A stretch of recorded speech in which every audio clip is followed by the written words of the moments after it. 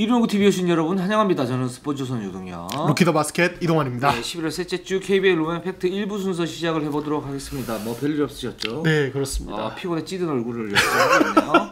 아침 기차 타고 올라가지고 그렇죠. 네, 네, 살짝 졸면서 왔습니다. 그렇습니다. 네. 우리 이동환 기자가 대구가 집인데 어머니가 네. 밥을 안 해주셨나봐요. 네, 그렇습니다. 살 빼라고 요즘에 너 밥 안 준다. 네. 네, 이러면서 네, 그래서 제가 굶고 있어요. 네, 건강에 좋지 않다고 하는데 네, 그렇게라도 해야죠. 네. 저는 어머님을 100% 지지를 하면서 이 방송 한번 시작을 해보도록 하겠습니다. 자, 댓글 우선 정책에서 댓글부터 소화를 하고 가도록 하겠습니다. 네, 그러려니 해님이 허웅이 잘하기는 하지만 냉정하게 평가를 하면은 어느 팀이나 에이스는 수비 전문 선수가 붙는 건 사실인데 그 와중에도 이겨내야 할 듯 이렇게 의견을 주시면서 그 이제 이적인 얘기를 하시면서 이제 2대1을 좀 더 효율적으로 해야 좀 좋아지지 않을까 이런 이제 이야기를 해주셨습니다. 예, 네. 뭐 전체적으로 보면 맞는 얘기라고 할 수가 있고, 근데 이제 허웅 선수에 대한 집중 견제가 좀 과도한 면이 있죠. 그러니까 다른 그쵸. 선수들이 지금 잘 못하고 있기 때문에 뭐 그런 부분들이 있고 2대2 뭐 플레이나 이런 부분에 대해서 좀 더 이제 폭을 넓혀야 되는 거는 뭐 맞는 얘기고, 그래야 이제 허웅 선수가 조금 더 효율적인 그 어떤 득점원이 되지 않을까라는 생각이 들고, 반면 또 이정현 선수 같은 경우는 액션이 좀 있긴 하죠. 그쵸. 어제 같은 경우에도 뭐 사실 삼성 그 힉스 선수가 더블팀이 들어왔을 때 약간 좀 팔을 끼는 동작이 또 있었는데, 뭐 이런 부분 또 이정현 선수는 또 좀 수정을 좀 해야 되지 않을까. 뭐 2대2에 대해서는 충분히 인정을 합니다. 순돌이 아버지님이 오늘 1라운드 페이크 파울 명단 나온 거 봤는데 50명단도 공격, 페널티 부여, 조음 주주 그랬는데 지금 하고 있죠? 네, 그렇습니다. 예, 이제 뭐 벌금 이제 하고 있는데 이제 뭐 출전 정지 징계라든 뭐 조금 약간 강력한 카드는 이제 아직 안 쓰고 있는 네, 그런 상황이죠. 그래서 네. 제가 심판 설명회를 이제 끝나고 나서 페이크 파울에 대해서 좀 더 강화를 할 필요가 있지 않냐라고 그쵸. 여쭤봤는데 네. 뭐 아직까지 논의는 하지 않고 있다고 그럽니다. 네, 이런 부분은 좀 변화 발전을 갖다 좀 시키면 좋을 것 같다라는 생각이 좀 들고요. 네, 아주매짱님이 KT는 일단 허언이 나와줘야 힘을 쓰지 않을까 싶네요. 인대야 제발 눈치 좀 챙겨라.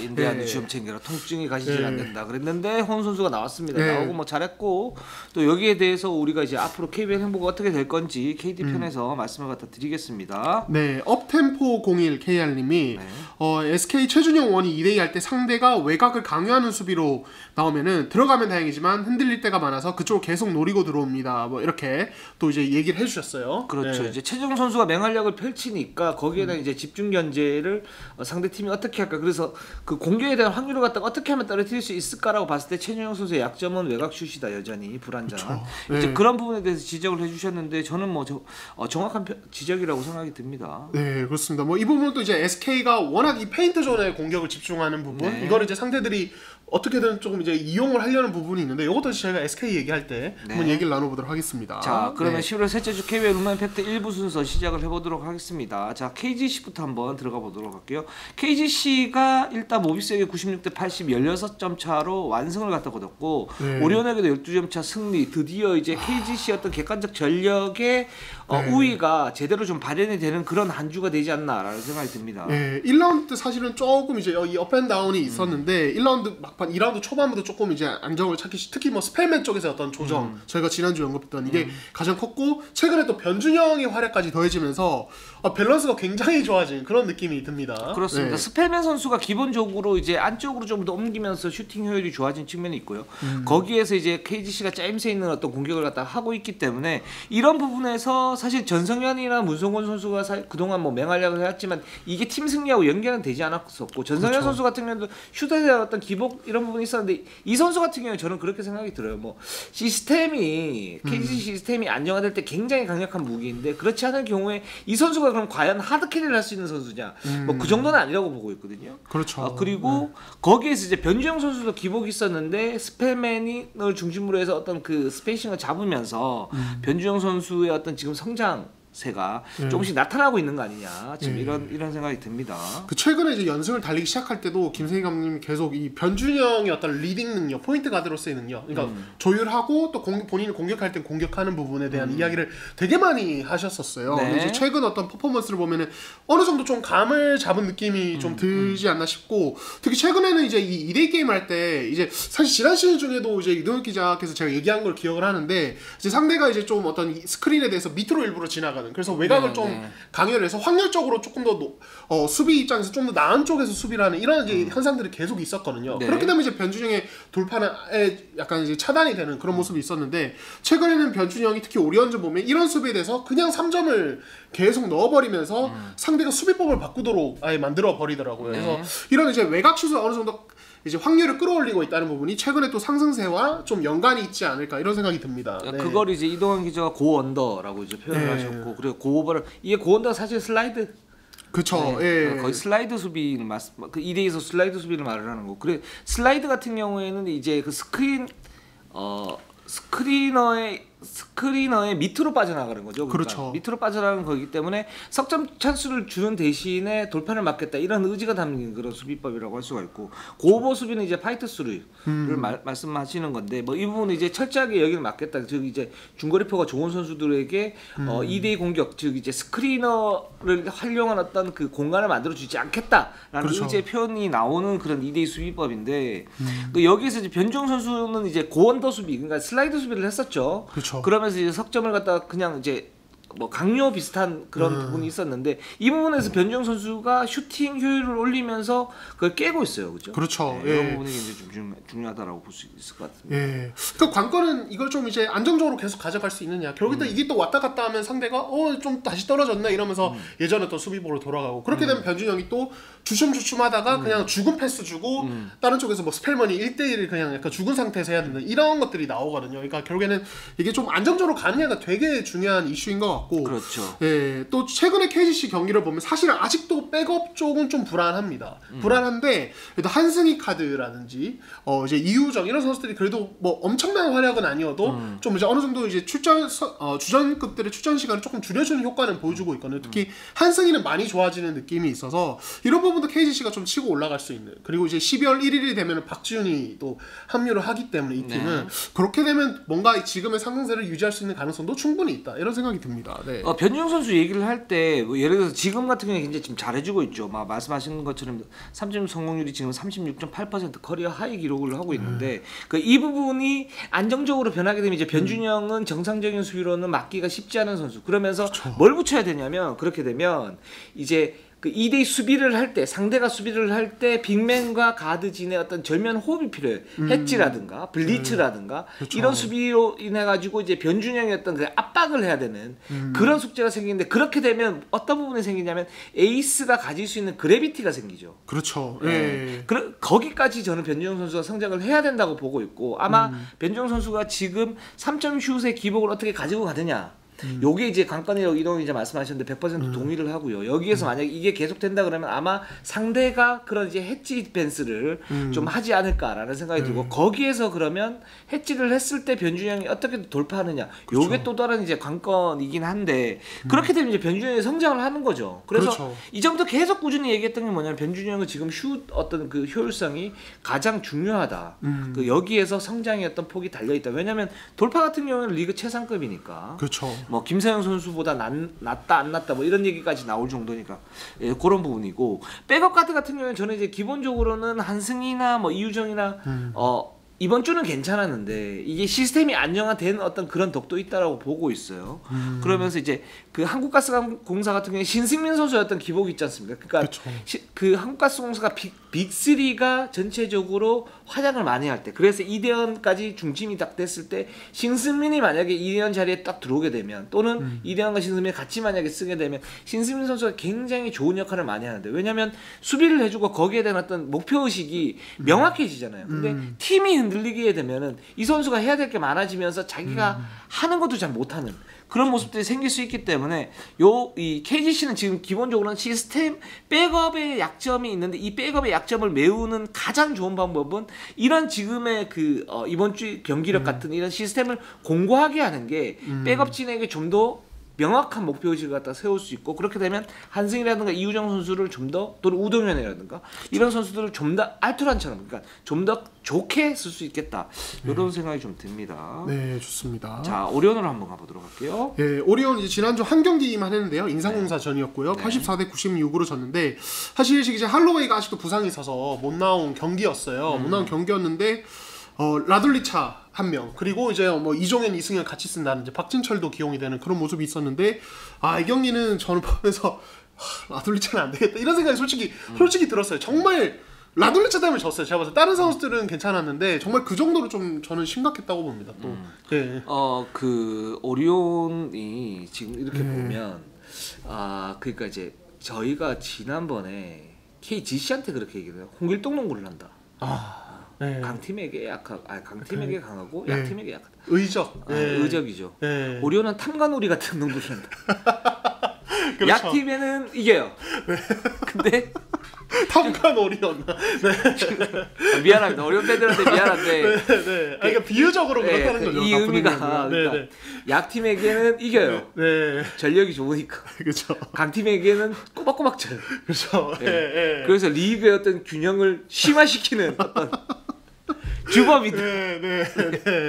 밸런스를 무너뜨리는 양극화를 초래하는. 그 첫 번째 이유가 사실은 외국인 선수죠. 그렇죠. 그 핵심의 라둘리차고.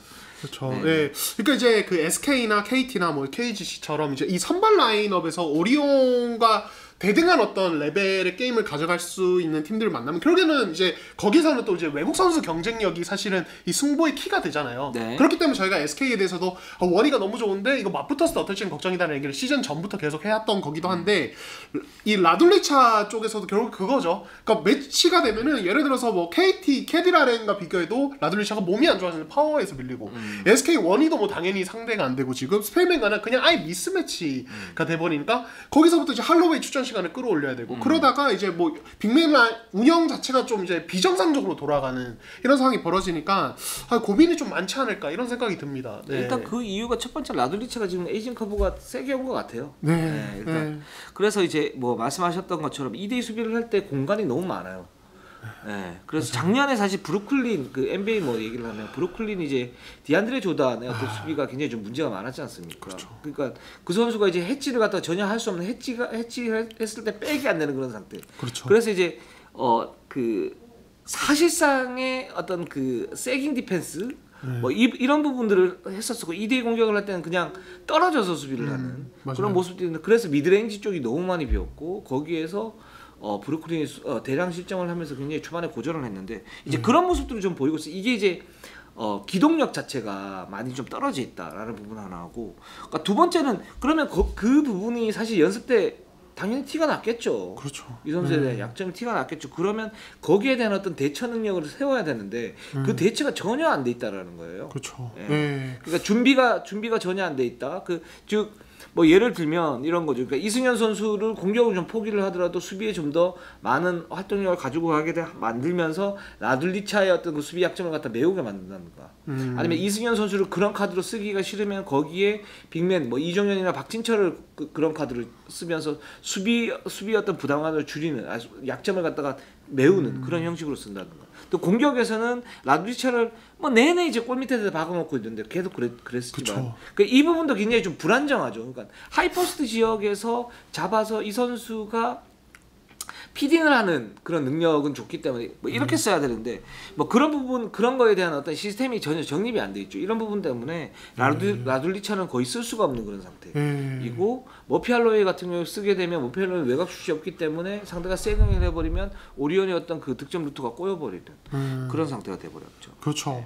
그러니까 라둘리차 지금 모습 보면 차라리 진짜 위디가 낫지 않을까 싶을 정도로 위디는 사실은 이 선수도 밖으로 이제 많이 2대2 수비할 때 많이 나올 수는 없지만은 적어도 인사이드에 어느 정도 이제 드랍백을 시켜서 위치를 시켜놨을 때 림 프로텍팅이나 이런 부분은 너무 확실했던 선수거든요. 다만 이제 나머지 쪽에서 워낙 아쉬운 게 많아서 결국에는 교체가 됐었는데 지금 라둘리차는 지금 오리온이 해치나 어떤 이제 블리츠 이런 이제 트랩 쪽에 오히려 많이 활용을 하고 있는데 나갔다가 들어올 때 거의 제가 조깅할 때 움직임 수준으로 천천히 걸어와요. 진짜 걷는 모습이 나와요. 그래서 저 보면서 깜짝깜짝 놀랄 때가 많은데, 그러니까 이럴 거면 진짜 차라리 밑으로 내려놓고 하는 게 낫지 않을까. 이게 안 되는 선수를 억지로 해치를 많이 시키는 건 오히려 좀 수비에 더 많은 균열을 가져오지 않을까 싶고, 그런 아쉬움들이 있습니다. 이게 결국에는 또 이승현의 어떤 부담이 더 커지는 부분. 이승현이 사실 올 시즌 공격 쪽에서 여전히 퍼포먼스가 좋은데 결국에는 이제 이 KG 시전 같은 경우는 지금 할로웨이가 없으니까 스펠맨 수비를 해야 되고 이게 나중에 후반전에 체력이 확 떨어지니까 경기력이 그냥 같이 떨어져 버려요. 이런 상황이 나오더라고요. 일단 라둘리차 선택이 뭐 그렇게 좋지는 않았던 것 같아요. 초반에는 사실 처음에는 저희가 기대를 좀 많이 하지 않았습니까? 그렇죠.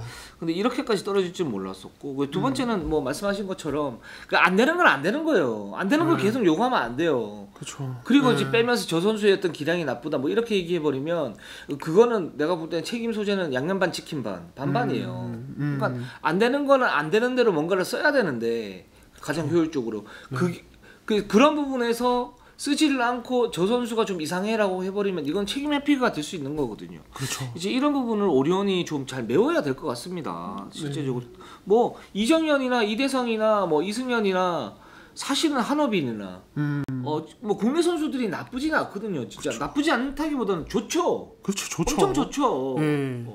좋은데 오리온이 뭐 8승 5패 지금 3위를 기록을 하고 있지만 이렇게 그 강팀에게 즉 이제 플레이오프에 나갔을 때 그 맞대결이 예상되는 그런 팀들한테 이렇게 해법 없이 진다? 이거는 좀 문제가 좀 있어요. 네, 그렇습니다. 그래서 이 선수를 교체를 하든지 아니면은 진짜 완전히 틀을 바꿔서 새롭게 쓰든지 꼼꼼하게 좀 이제 디테일하게 생각을 좀 해봐야 될 것 같아요. 단지 뭐 이 선수에게 너무 많이 안 뛰니까 좀 더 많이 뛰게끔 주문을 했다 뭐 이런 건 안 될 것 같아요. 그렇죠. 네, 그렇습니다. 자, SK로 한번 가볼까요? 예, SK 9승 4패 현재 1위에 올라 있고요. 지난주에는 1승 1패 기록을 했으면 삼성전에서 아쉬운 패배를 당했고 디비전 승리하면서 또 연패 탈출에 성공을 했습니다. 그 SK가 저희가 지난주에도 얘기했는데 약간씩 이제 상대들에게 파악이 되고 공략이 당하는 이런 모습이 나옵니다. 역시 가만두지 않아요, 팀들이. 그렇죠. 아무리 잘 나가는 팀이라도. 이동 제가 지난주에 잘 얘기해 줬는데 그 실체가 뭐냐면 SK가 기본적으로 이제 전희철 감독이 그렇게 얘기를 하는데 뭐 맞는 얘기예요. 그러니까 리머텍을 많이 하는데 우리가 리머텍을 많이 한다는 거는 뭐냐면 이제 원희 선수의 1대 포스트업도 있지만 김선영이나 최준용을 이용한 골밑 돌파. 그렇죠. 그리고 트랜지션 상황에서의 속공에서의 어떤 골밑 돌파. 자, 이런 부분들을 많이 하는데 이 부분에 대한 상대 견제가 들어오고 있다. 그렇죠. 어떻게 들어오고 있냐? 일단 속공을 많이 안 줘요.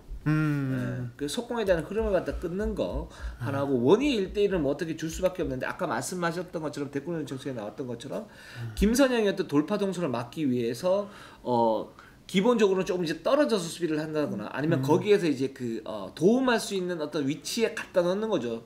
수비수를 라든가 또는 최준영 같은 경우에도 은근히 외곽 슛을 강요하는 돌파는 굉장히 뼈 아프기 때문에 차라리 맞으면 외곽에서 맞겠다. 요런 이제 그 수비법들이 나오고 있어요. 그렇죠. 예. 그러니까 이럴 때 사실은 그러면 SK가 어떻게 대처를 해야 되느냐. 특히 최준영 쪽에서 보면은 이럴 때 그러면 외곽에서 뭐야 떨어져 있네 던져야지 이렇게 해서 그냥 계속 던지다 보면 사실은 이게 상대가 확률적으로 바라는 그림이거든요. 그러니까 여기에 대해서 조금 더 효율적인 해법을 찾을 필요는 있는 것 같아요. 이게 세깅 한다고 물론 자신감 있게 던져야 돼. 너무 오픈이 되어 있으면 던져줘야 되는데 여기에 대해서 약간 기회다 싶어서 계속 던지는 것은 오히려 조금 약간 역효과가 나지 않느냐. 이게 되게 고민이 좀 많이 필요한 상황인 것 같습니다. 이 부분은. 그러니까 김선영이나 최준용이 제일 훌륭한 선수이긴 하지만 그래도 미세한 약점을 찾자면 저는 이제 석점은 오픈이 났을 때 던졌을 때는 어느 정도 들어간다고 보는데 미드 점퍼가 좀 약해요. 그쵸. 이 선수들이. 그래서 김선영도 2년 전인가 그때부터 이제 자기가 일단 석점의 어떤 효율성을 갖다가 올려야 되고 이제 그 부분은 어느 정도 지금 되고 있죠. 그냥 김선영이 오픈 찬스 났을 때 저건 들어갔구나라는 생각이 들잖아요. 근데 이제 미드 점퍼 같은 경우는 뭔가 해야 돼. 이 미드 점퍼의 중요한 건 뭐냐면 이제 그 코어 근육이 굉장히 중요하고 거기서 스탑을 했다가 올라가면서 안정적으로 넣을 수 있는 슈팅 메커니즘이 필요한데 이 부분이 살짝 불안한 것 같아요. 예. 그리고 안영준 같은 경우는 좀 실체가 좀 불분명하긴 한데 안영준은 굉장히 좋죠. 신체 조건을 바탕으로 해서 힘도 있기 때문에 최준용과 다르게 힘도 있기 때문에 그런 부분에서 미스매치 활용을 굉장히 잘하는 선수인데 역시 여기에서 그 어떤 승부처에서 어떤 그 결정적인 슛을 넣을 때 어떤 슈팅 루트가 명확하게 에이스급으로 올라왔냐 이 부분에 대해서는 약간의 의문이 있어요. 그러니까 그런 부분이 겹쳐지면서 SK의 어떤 리버텍 전략이 상대에 대해서 그 간파를 갖다 당하게 되면 약간 효율성이 이제 좀 떨어져야 되는데 확 떨어지는 어떤 그런 느낌들이 있고 두 번째는 이제 심리적인 부분. 전체 감독이 얘기하는 거는 선수들이 이제 욕심을 서서히 좀 내기 시작한다. 이 부분도 굉장히 중요한 부분이죠. 그러니까 SK가 이렇게 봤을 때 9승 4패 1위를 갖다 하고 있고 이게 정규리그 끝까지 이렇게 갔을 때도 최상위권에 있을 것 같은 느낌이 들어요. 그쵸. 이랬을 때 사실은 더 방심하지 더 조직적으로 해야 되는데 여기에서 이제 뭔가 이제 욕심들이 하나씩 나오면서 뭐 2번 패스해가지고 좀 더 정확하게 넣을 걸 한 번 패스해 그냥 이제 슛을 한다던가 그러면서 흐름이 미묘하게 끊어지죠. 그러면 이제 그거는 이제 감독들이 아는 거죠. 본능적으로. 욕심이 있구나. 이제 이렇게 표현이 되는 건데 이런 부분이 좀 겹쳐져 있는 것 같아요. 네, 그러니까 사실은 그 잘 나가는 팀에 대해서 이건 굉장히 추상적이고 되게 뻔한 얘기인데 방심하면 안 된다는 말을 감독님들이 되게 많이 하시는. 어떻게 보면 SK는 약간의 이제 그런 팀 컬러와 이런 것들이 곁들여서 이게 약간 이슈인 것 같아요 선수들의 역시 멘탈적인 부분들. 네, 그렇습니다. 이건 이제 아무래도 휴식기 때 또 이제 감독님이 이제 좀 정리를 하실 것 같은데 좀 어떻게 될지 한번 지켜보면 재밌을 것 같습니다. 예, 일단 이런 그 욕심 부분만 조금만 깎으면 뭐 그렇다고 그렇게 많이 욕심도 부리는 건 아니에요. 이럴 수 있어요. SK 선수들이 이럴 수 있는데 이것만 좀 해서 SK가 사실은 시즌 전에 보면 저는 다 고수로 봤는데 시즌 전 준비를 잘해서 지금 1위를 하고 있지만 상대에 대해서 상대보다 훨씬 월등하냐? 저는 이거까지는 아니라고 뭐 예를 들어서 오리온이라든가 뭐 오리온이 이제 외국인 선수가 만약에 정립이 되면 그다음에 KGC라든가 뭐 KT라든가 이런 팀들하고 대결을 했을 때 사실 확실히 위에 있는 그런 어떤 그 모습들은 아니거든요. 그걸 이제 굉장히 강력한 예리한 조직력과 트랜지션 그리고 원의 어떤 각성 이런 부분을 이렇게 다 뭉뚱그렸을 때 비교 우위에 있는 거니까 이 부분은 SK 선수들이 잘 생각을 좀 해봤으면 좋겠습니다. 1위를 갖다 달리고 있는데 살짝의 어떤 위기가 조금 오긴 했다라는 생각이 듭니다. 네, 좋습니다. 그다음 KT로 한번 가보겠습니다. 네, 현재 9승 5패 공동 2위 올라 있고요. 기쁘다 오션 네. 아니, 발성이 아주 그냥 저 그 요즘에 뭐죠? 그 경연대회 있잖아요. 팝 오페라 경연대회. 그거 보는 줄 알았어요. 소울이 상당하시네요. 네, 그렇습니다. 허은이 드디어 LG전에서 복귀를 했습니다. 복귀전에서 이제 바로 20점을 넣어버리면서 그러니까 사실은 원래 그 전에 이제 서구장 감독님 얘기하셨던 아직 좀 통증이 사라져야 되고 아직 조금 걸릴 수 있다 이렇게 얘기했는데 약간 좀 예상 밖에 빠른 타이밍에 돌아왔습니다. 네, 그렇습니다. 뭐 허운 선수가 사실은 근데 이제 그런 얘기를 해요. 그러니까 허운 선수가 이제 빨리 돌아왔다는 의미는 브레이크가 있는데 그때까지는 딱 이렇게 쉬어주고 통증이 잘 잡히지 않았으니까 딱 쉬어주고 그걸 기점으로 해서 몸을 완벽하게 만들고 선수들과 융합을 한 다음에 아마 브레이크 이후에 돌아올 것이다. 우리가 이렇게 예상을 했는데 LG전에 등판을 했죠. 그렇죠. 근데 이제 내부적으로는 통증이 한 2-3일 전부터 싹 사라진 상태고 호운도 통증이 없다라고 얘기를 했다. 그렇기 때문에 늦은 건 아니다. 빠른 건 아니다.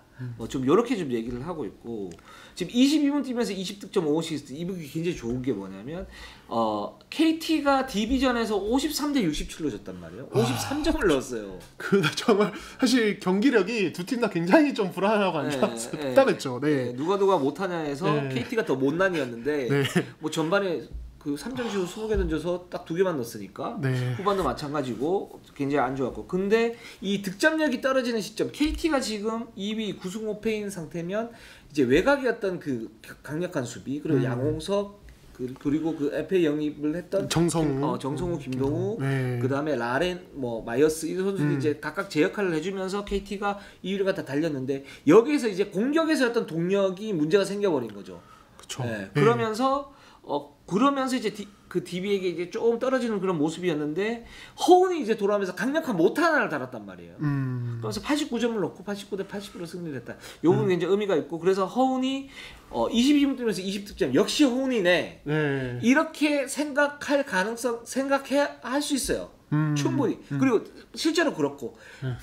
근데 우리 이류 농구는 여기서 그치지 않습니다. 그렇죠. 예, 요거에 대한 어떤 이제 이후에 있을 효과, 혹은 이제 좀 불안 요소들 이런 것들 얘기를 하긴 해야겠죠. 결국에는 이제 허운이 어쨌든 돌아오긴 했지만 지금 완전 100% 상태는 아닙니다. 그렇죠. 제가 이제 어제 LG전 같은 경우도 좀 체크를 해봤을 때는 이 선수가 아직 뭐 체력적으로도 좀 더 시간이 필요하기 때문에 오히려 뭐 2번으로 이제 볼 없이 많이 볼음반도 이제 정성우나 다른 가드들이 많이 하고 2번으로 뛰게 하고 이렇게 가는데 뭐 이제 이런 부분은 뭐 계속 맞추면 되는 부분이고 역시 수비적인 면에서 역시 저희가 뭐 약점을 꾸준히 지적했던 선수지 않습니까? 그래서 같이 좀 보완해줘야 될 어떤 카드들을 같이 옆에 세워주는 이런 것들이 이제 KT가 라인업 구성에서 되게 신경을 써야 되고 요게 사실은 정착이 돼야겠죠. 그 라인업이 공격에서도 밸런스가 맞느냐, 그러니까 수비를 위해서 같이 붙여준 자원들이 이런 것들도 되게 이슈가 아닐까 싶습니다. 네. 그래서 KT 서동철 감독이 경기가 끝나고 난 다음에 이제 이런 얘기 좀 인터뷰가 그렇게 만족스럽지는 않은 그런 뉘앙스였어요. 그러니까 아직 숙제가 너무 많다.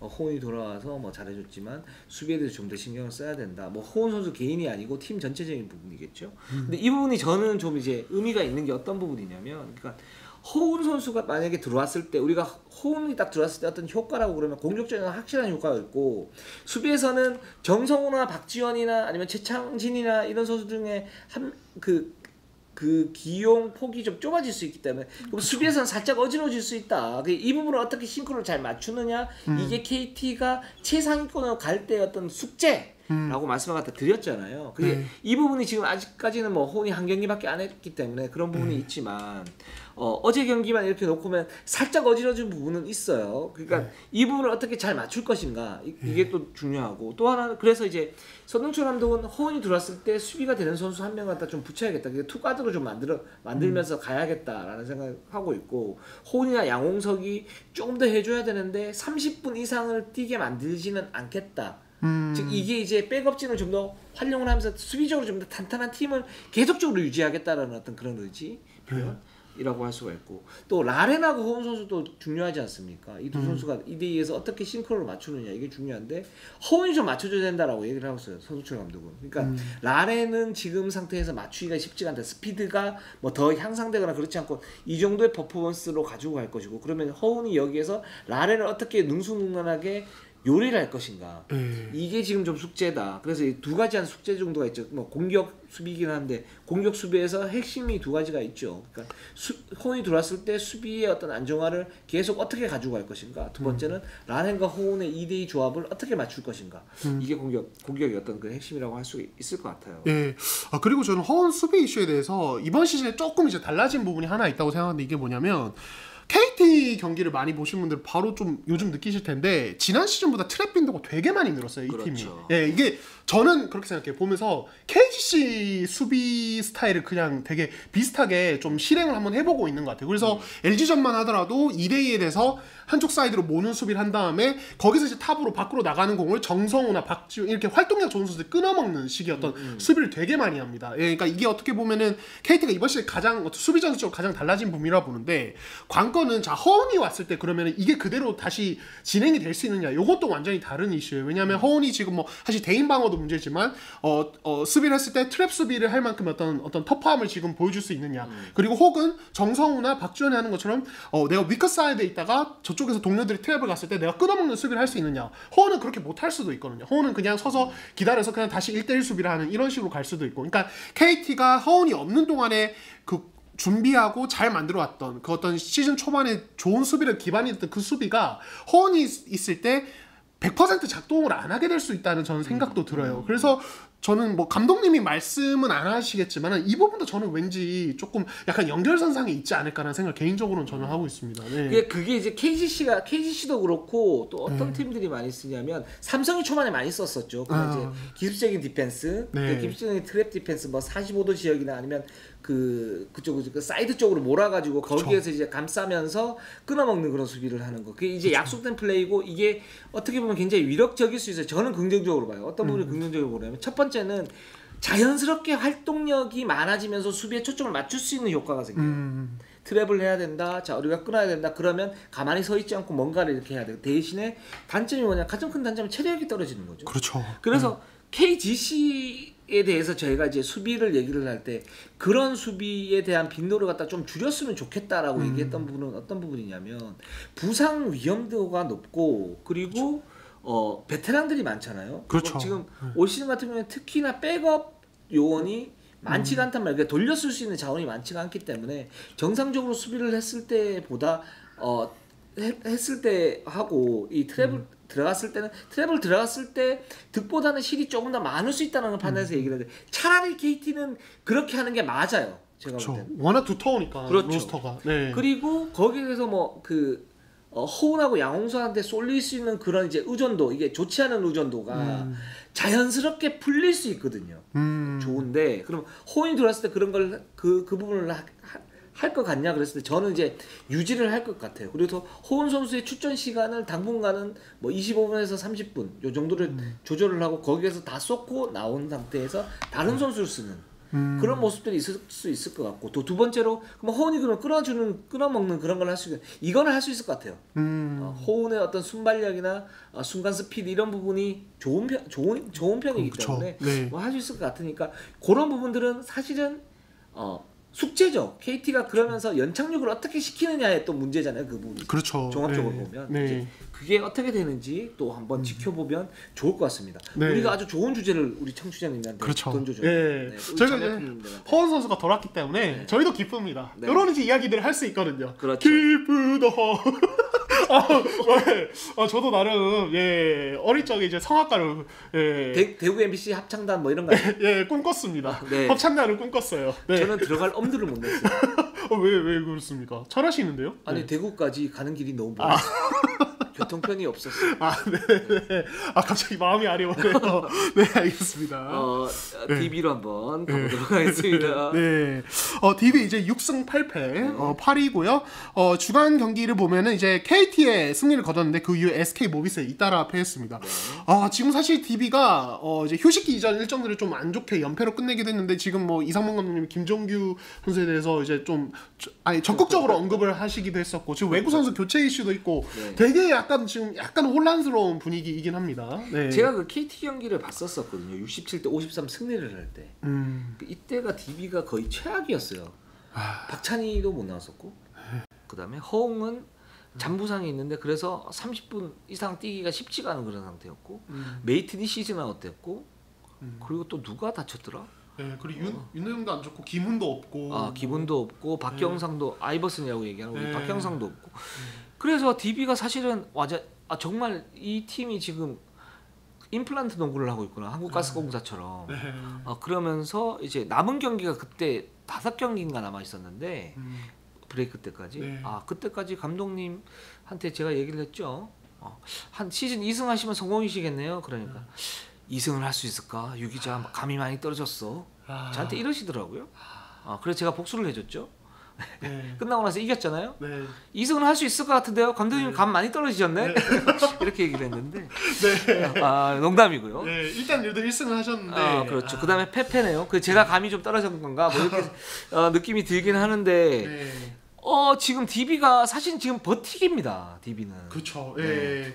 지금 이제 메이튼이 부상으로 이탈을 해서 지금 계속 이제 프리만 한 명으로 했는데 지금 오늘 오전에 공식적으로 이제 소식 떴죠. 저니 오브라이언트를 대체 선수로 영입을 했고 지금 제 DB 구단에 확인을 좀 해 보니까 한 내일 정도까지는 입국을 해서 한 이제 열흘 격리라고 하더라고요. 이번에는 열흘 격리 후에 11월 한 마지막 주쯤에 합류를 할 예정이라고 합니다. 그래서 27일이나 1일 경기쯤에는 아마 뛰지 않을까라는 생각이 드는데 역시 이게 또 이제 뭐 반등의 어떤 요소로 삼을 수 있는 부분도 되겠죠. 네, 그렇습니다.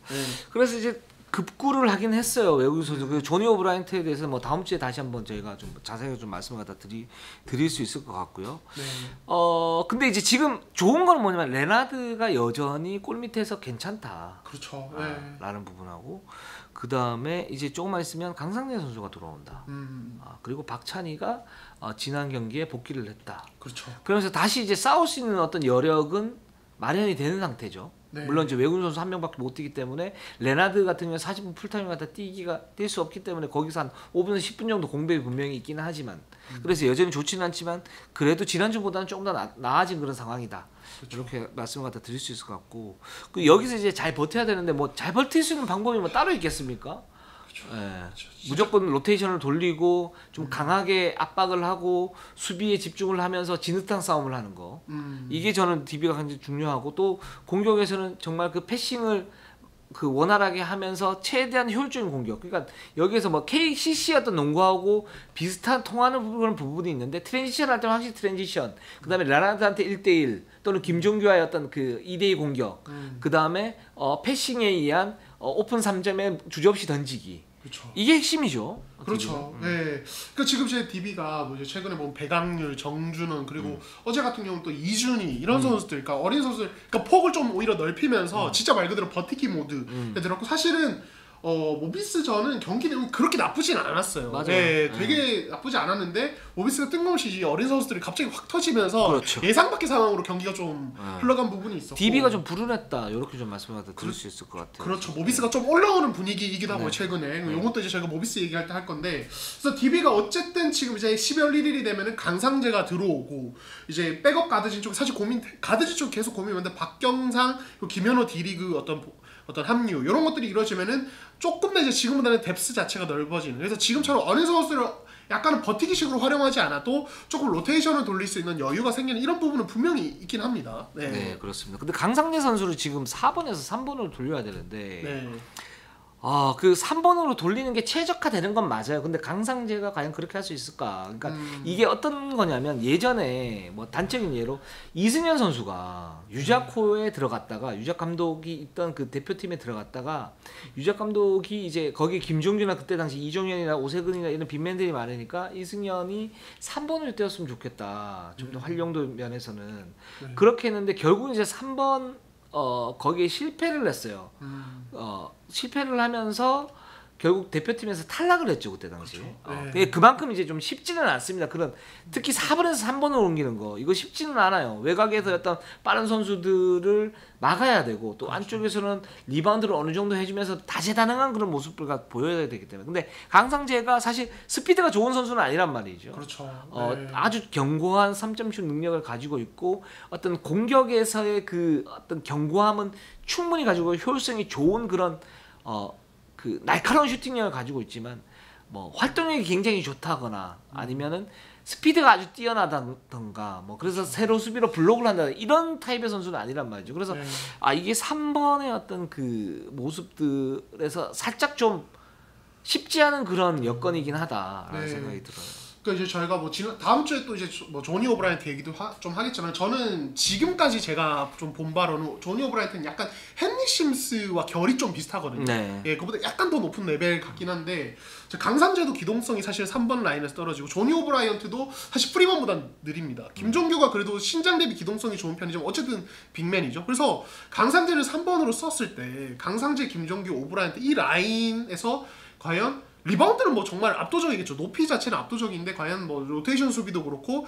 수비 성공 위에 어떤 역습의 속도가 나겠느냐라는 부분 저는 사실 조금 걱정이 돼요. 예, 그렇죠. 솔직히. 그래서 저는 강상재 같을 때는 오히려 뭐 배강렬이나 정주현 같이 조금 활동량이 좋은 선수를 붙여놓은 이런 식으로 가야 스피드가 나지. 안 그러면은 허웅 같은 경우 사실 이 선수도 트랜지션에서 슛이 살아나는 선수인데 같이 허웅까지 약간 위력이 떨어질 수 있는 여지가 있다고 생각하거든요. 그래서 이거를 너무 오래 쓴다는 이 라인을 그렇게 한다기보다는 진짜로 3, 4번을 왔다 갔다 하면서 강상재를 써야 좀 효과가 극대화되지 않을까 저는 그런 생각이 좀 들어요. 그러니까 공격에서는 일단 속공과 지공을 굉장히 좀 확실히 구분시키는 그런 농구를 할 가능성이 높고요. 그다음에 트랜지션이 좀 떨어질 가능성은 있다. 단 허웅하고 김종규는 기동력이 있기 때문에 그 앞선에서는 기동력이 있기 때문에 김종규가 트레이로 따라가는 그런 속공은 할 수가 있겠다라는 생각이 들고 수비에서는 제가 볼 때는 만약에 쓰게 되면 강상재가 그냥 주구장창 3번 역할을 하는 게 아니고 계속 스위치를 하면서 왜냐면 신장이 있기 때문에 계속 스위치 그리고 김종규가 뭐 그 스피드나 순발력이 떨어지는 그런 빅맨은 아니기 때문에 스위치를 하면서 뭔가의 수비 활로를 갖다 찾을 것 같다라는 생각이 드는데 이 부분 좀 지켜봐야 될 것 같아요. 그러니까 강상재가 어떻게 DB의 공수 밸런스에 녹아드느냐 이게 지금 DB 입장에서는 마지막 남은 변수이고 6강을 갈 수 있을 것 있는 그런 관건이 될 것 같아요. 네. 근데 저는 이제 방금 스위치 얘기 되게 중요하다고 생각을 하는 게 최근에 DB가 스위치 수비 빈도가 되게 높아요. 이 팀이 높기도 하고 여기에 이제 존 디펜스 2-3, 3-2 섞어 쓰면서 승부처에서 이제 경기를 좀 풀어가는데 실은 강상재, 김종규, 뭐 이제 오브라이언트 이 라인은 사실은 뭐 예를 들어서 SK를 상대하는데 최준용 원이 빅빅 해놓으는데 그때는 되게 부담 없이 스위치를 그냥 마구마구 해버리면서 페인트 존을 되게 견고하게 지킬 수 있는 장점도 있거든요. 그래서 그런 장점도 가져가면서 단점 희석시키는 것도 되게 좀 중요하다 진짜로 이런 생각이 듭니다. 네, 그렇습니다. 네. 자, 오늘 방송은 여기까지 하도록 하겠습니다. 저희 우리 자매풍님이 너무 급하게 끝낸다라고 지난주에 지적을 하셨고 그거 정말 일리 있는 얘기여서 그쵸. 자, 우리 2부에서는 얘기를 갖다 좀 들리면 우리 2부에서는 자 대구 자이언 이대현 선수에 대한 역발상 요 얘기를 하고요. 그다음에 LG가 왜 지금 클러치 타임에 수비가 무너졌느냐 그리고 삼성 힉실의 우전들을 어떻게 네. KCC가 지금 하이브리드 농구를 하고 있어요. 이 부분에 대한 실체, 그 현대모비스 유지학 감독 700승 달성. 뭐 살짝 지난 이슈이긴 하지만 우리가 이렇게 또 이게 그 정형화된 어떤 이런 명제는 네. 좋아하지는 않아요. 근데 700승이야. 아 그렇죠. 이거는 엄청난 업적이죠. 저는 그거보다 7 행운이니까 우리한테 행운이 오지 않을까. 그렇죠. 네, 예, 그래서 예. 다루도록 하겠습니다. 좋습니다. 네. 네, 자 우리 방송은 여기까지 하겠습니다. 자 네이버 유튜브 구독, 좋아요, 알람, 감사합니다.